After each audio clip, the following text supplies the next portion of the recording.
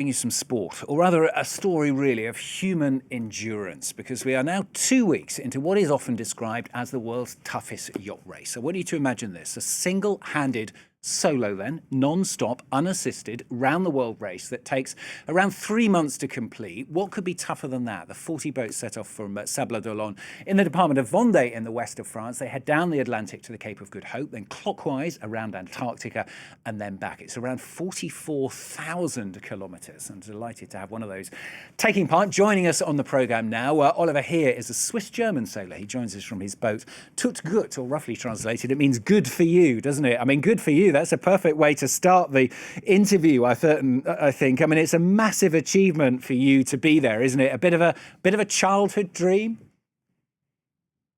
Oh, it absolutely is a childhood dream. I mean, I was a little boy when I followed all these round-the-world races, especially the Vendée Globe, and it was always a dream to take part. And then now, after many years of hard work, it's finally arrived, and I'm sailing the Vendée Globe. I'm now currently in the South Atlantic, sailing towards the Southern Ocean. And you're hoping to be the first Swiss-German to complete the race? Absolutely. The first goal I've achieved is being the first Swiss-German to qualify for the Vendée Globe race and then actually start it. Now, the next big objective is to also finish the race. Absolutely.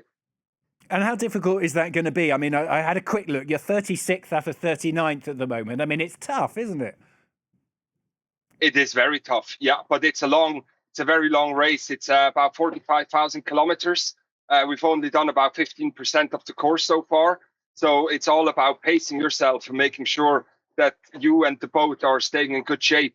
The difficult part will be around Antarctica in the strong winds. So I'm really pacing myself and making sure that I arrive in the south in the best possible condition. And you know, it's not many people manage to finish this race. This race has existed for 40 years, and only just over 100 people managed to finish the race. So yeah, finishing it will be a big achievement. Yeah, what's the most important? Is it getting up that leaderboard and perhaps taking risks, or is it just, you know, making sure you finish, as you say? That's a good question. I think it's this trade-off that's the most difficult thing to do.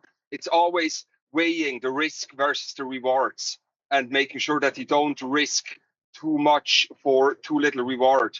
So right now I'm erring on the conservative side, and then as I get further down the race course, I can start to ramp it up a little bit. But at the moment, it's all about preserving myself and my boat to be in the best possible state for the next stages.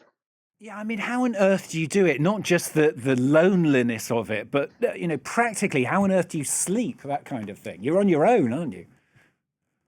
Absolutely, yes. I'm completely on my own for about 90 days. I work very closely with a mental health or mental performance coach together. I have been for the last 2.5 years. We are not allowed to talk to our mental performance coaches during the race, but we can prepare for what's coming in the Vendée Globe. And the whole isolation thing is a big part we looked at. I, for instance, as a small tool or explanation, is I never see myself as being lonely. I might be alone, but I'm not lonely. Alone is a physical condition, which is true in my case, that I haven't got anyone around me, but I'm certainly not lonely. I have a team in the background, partners, I have journalists asking for interviews. So I'm definitely not lonely, just alone. And when you make this differentiation, it's much easier. And then sleep is another interesting one. I tend to never sleep more than 30 minutes in a row. So I have a very loud sleep alarm. And whenever I can go to sleep, I lie down and I catch a little power nap, but never more than 30 minutes in a row.